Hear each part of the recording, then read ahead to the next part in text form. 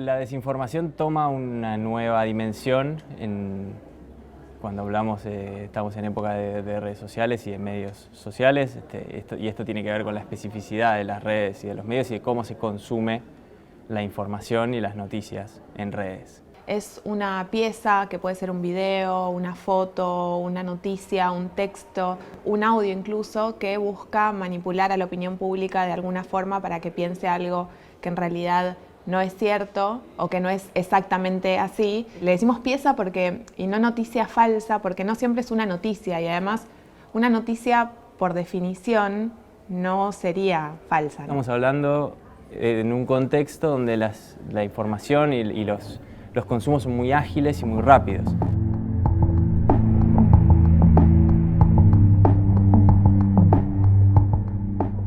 ¿Quién lo genera? Muchas veces no se sabe. Lo más difícil es saber quién es el paciente cero, digamos, de dónde surgió una desinformación. Tenemos a consultoras que, al mejor postor, ¿no?, tienen sus grupos que están pensando en esto, también técnicos, community manager, en general gente joven que sabe manejar este tipo de herramientas tecnológicas nuevas de difusión y de comunicación. Han sido más o menos siempre los mismos, ¿no?, los que generan la desinformación, porque provienen más o menos siempre de los mismos lugares. Son o medios grandes o chicos, o operaciones políticas, ¿no? Y las operaciones políticas provienen de los mismos lugares, de las centrales de inteligencia, de los políticos o de los pseudoperiodistas, ¿no? Y más o menos sabemos quiénes son, y esos no cambian en el tiempo.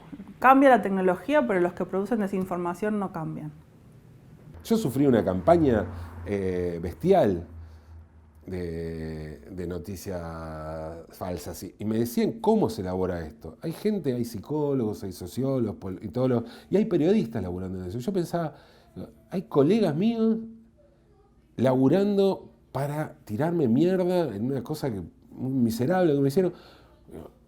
Y sí, claro, estás sin laburo. O sea, no es que yo haría eso, pero qué sé yo.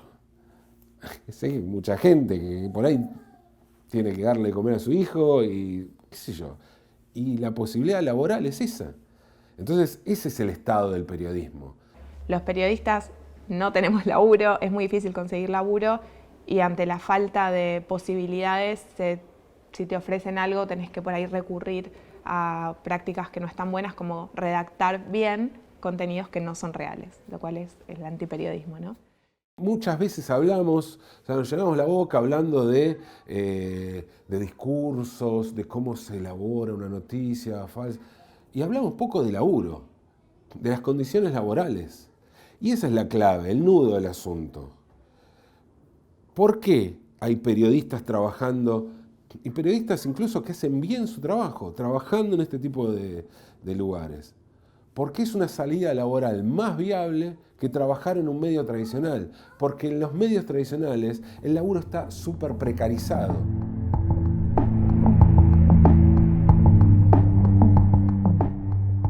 Detrás de las desinformaciones hay una cocina, ¿no? Hay un detrás de escena. Lo que siempre decimos, los que trabajamos estos temas, es que las desinformaciones no salen de un repollo y no están circulando mágicamente por la web. Hay un mecanismo por detrás, hay unos intereses, hay unos actores que están creando estas piezas y las están haciendo circular de una manera coordinada, ¿no?, muchas veces.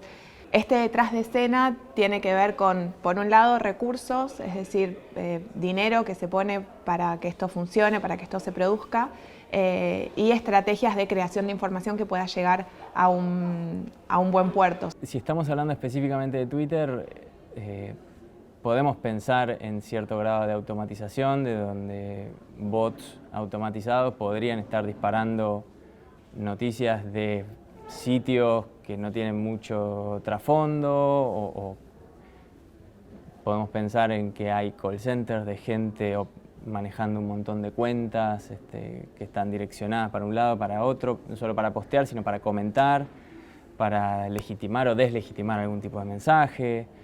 Yo no creo que es difícil estar muy seguro acerca de quién inicia o quién pone a circular un mensaje. Tiene mucha importancia el uso de los bots y de los trolls. Si bien las fuerzas políticas cada vez más dicen que no usan este tipo de herramientas. Cualquiera de los partidos políticos, los principales y que se sabe que los usan, dicen que cada vez los usan menos, que ya, bueno, no, se usan, está clarísimo.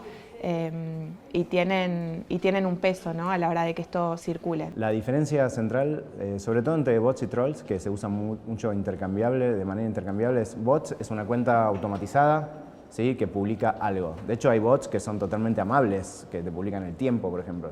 La temperatura en la ciudad de Buenos Aires es tanto. Mucha gente usa bots para publicar su foto de Instagram en Twitter. Sí, eso es un bot también.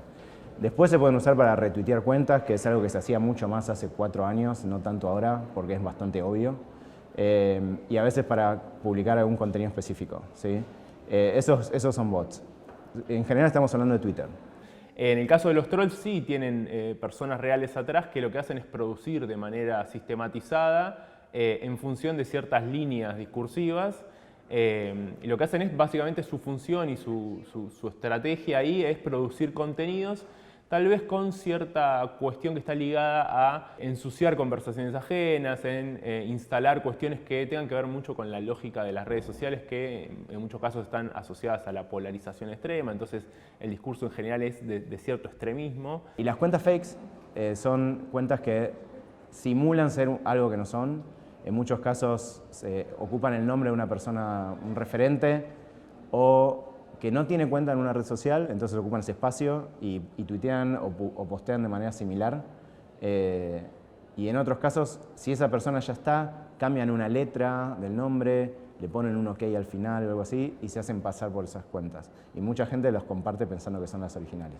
Para decirlo rápido, digamos, con 3.000 cuentas, hablando fuerte durante 1 o 2 horas, instalás una tendencia.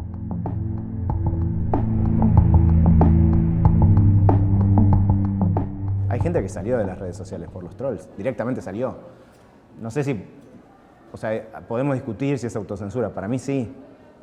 O sea, si vos comentabas algo en una red y dejaste de hacerlo, lo es. No es censura estatal, pero de alguna manera dejaste de hacer algo que antes hacías y porque te agredían. Y de alguna manera te vas a terminar cediendo a eso.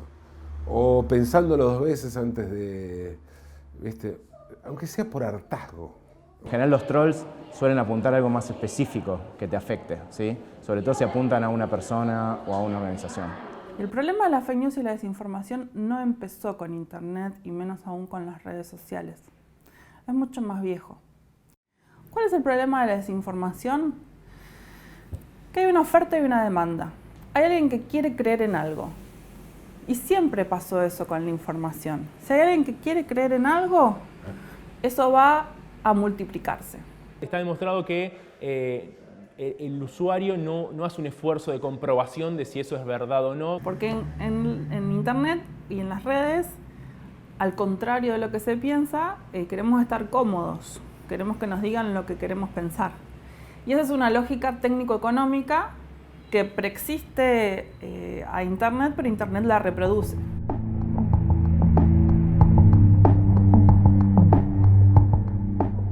El rol que vienen cumpliendo las fake news en campaña electoral, en esta campaña electoral como en cualquier otra, es desinformar. ¿Desinformar a quiénes? A los probables votantes del espacio político contrario para de alguna forma inducirlos a que no voten a ese espacio político. O sea, si les mandan una fake news a alguien es para reforzar determinada imagen que tienen del candidato o dirigente político o política o de la candidata y de alguna forma o reforzar esa imagen o generar un clima de confusión que haga que alrededor de esa persona haya siempre lío y barullo, ¿no?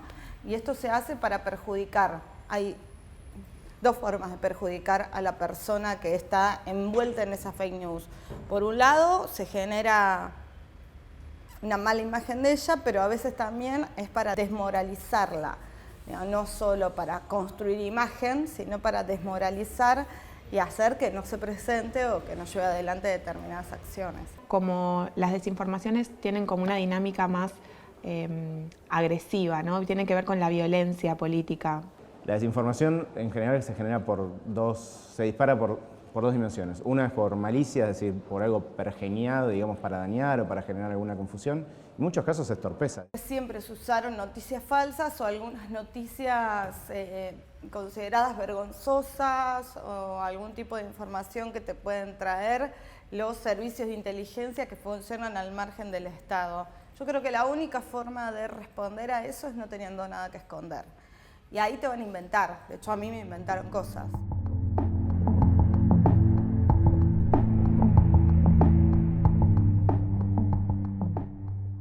En estas elecciones, más que nunca, tenés que poner en duda todo lo que veas. Hoy, manipular una imagen es muy fácil. Y como hay mucha desinformación circulando en las redes, tenemos que ser cuidadosos con lo que compartimos. Porque los contenidos falsos circulan un 70% más que la información real.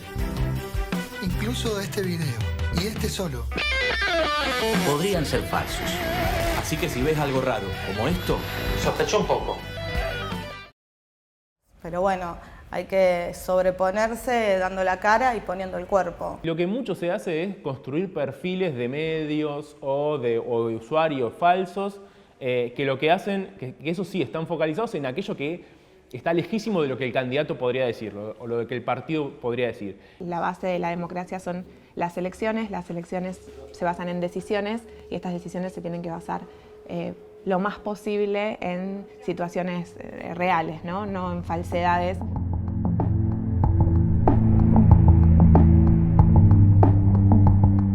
¿Y qué debe hacer el Estado con todo ello?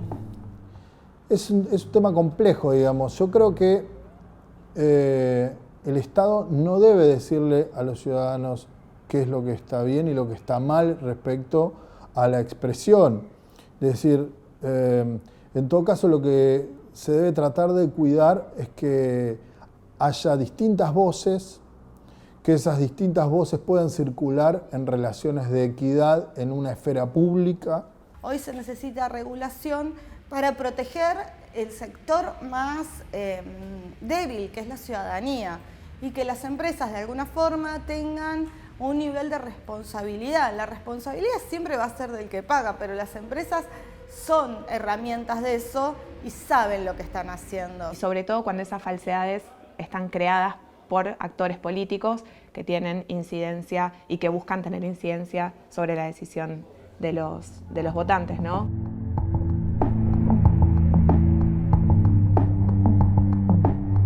Si bien los medios publican a veces noticias falsas, esto es así, sí seguro es recomendable ver de dónde sale eso, es decir, lo que nos cruzamos, que es desinformación, ver si sale de algún medio, aunque sea que conocemos, y ver si ese medio realmente lo publicó o no, si la frase que nos llega o la imagen que nos llega tiene algún tipo de contexto, dónde se dijo, en qué día se dijo.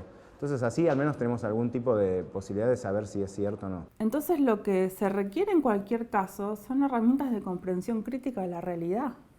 Cualquier persona puede chequear la información que le llega, ¿no? Lo que sí requiere un poco de tiempo, pero tampoco demasiado. Es decir, si vos te conectás a internet y en Google pones algunas de las palabras claves de esa información que te llegó, por ahí podés llegar a tratar de corroborarlo comparando distintos medios de comunicación. Chequeado hace dos cosas. Uno es chequear frases que están en el discurso público, es decir, tienen que ser frases públicas, dichas en general por personas relevantes, personas, medios, empresarios, o sea, los empresarios también son personas, ¿no? Pero sindicalistas, etcétera, políticos, y le ponemos una calificación que va de verdadero a falso basado en datos. Eso se llama fact-checking. Y después lo otro que hacemos, que en la jerga se llama debunking, es decir, chequear desinformación. Chequeado lo empezó a hacer en 2014, que chequeaba lo que se decía en las redes sociales, que no siempre son frases, a veces son imágenes, a veces son videos, a veces son memes. Y lo que hacemos también es ver si esa imagen, por ejemplo, es realmente donde dice ser, si no está trucada, depende mucho del contexto.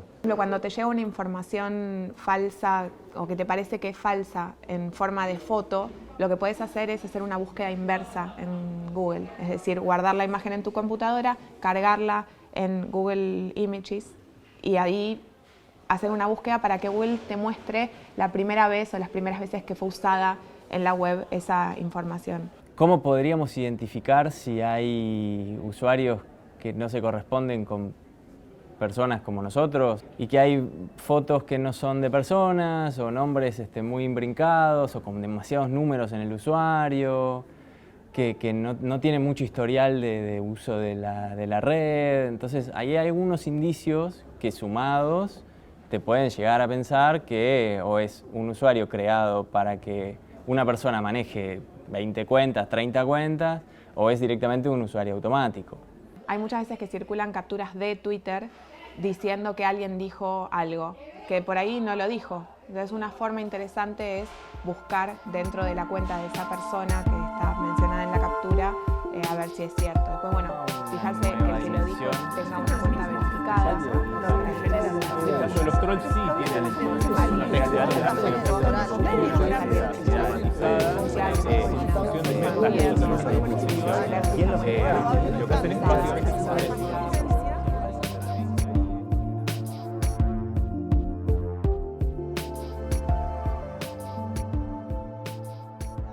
enfrentar la tecnología, cuando vos no sos dueño de la tecnología, es reemplazar esa tecnología por lo más importante que tenemos, que es el contacto humano. Definitivamente creo que la desinformación afecta al derecho a la información de las personas y que daña y debilita el sistema democrático. Me parece que, bueno, por el lado del derecho a la información, es el derecho a una información verdadera, el que tenemos todos los ciudadanos, porque esto afecta nuestras decisiones, nuestras formas de pensar y, en definitiva, nuestra vida, ¿no? Hay que pensarlo en función de que ese tipo de iniciativas no erosionen el espacio público democrático, porque ahí es donde la democracia pierde, digamos.